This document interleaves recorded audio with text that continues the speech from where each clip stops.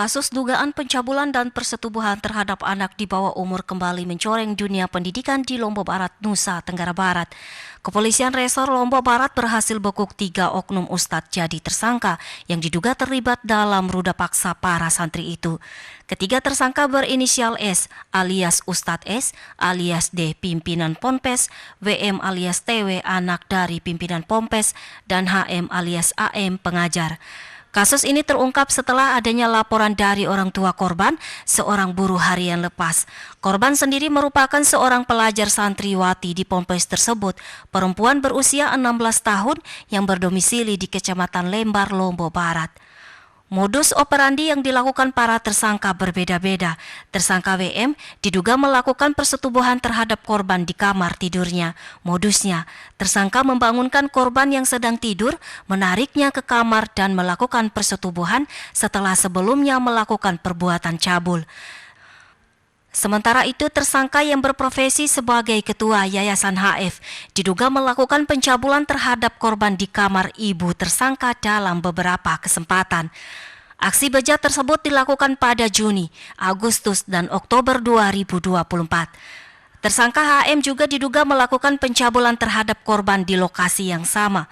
Modusnya hampir serupa, yaitu mencium korban dan memeluknya secara paksa.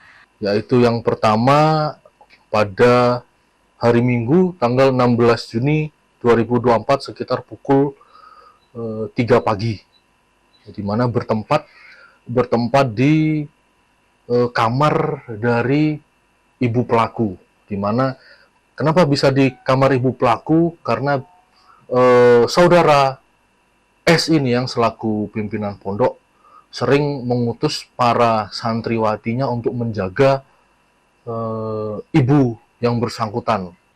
Motif kejahatan para tersangka diduga karena adanya kesempatan dan anggapan bahwa korban tidak akan melapor karena para tersangka merupakan guru korban di Yayasan HF.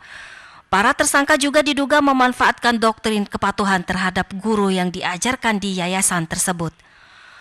Para tersangka diganjar melanggar pasal 76 DJO, pasal 81 ayat 1 dan ayat 2, dan atau pasal 76 EJO, pasal 82 ayat 1 Undang-Undang RI nomor 35 tahun 2014 tentang perubahan atas Undang-Undang RI nomor 23 tahun 2002 tentang perlindungan anak dengan ancaman hukuman penjara maksimal 15 tahun. Kasus ini menjadi pengingat pentingnya pengawasan dan perlindungan terhadap anak-anak, terutama di lingkungan pendidikan. Dari Lombok Barat, Muzakir, iNews melaporkan.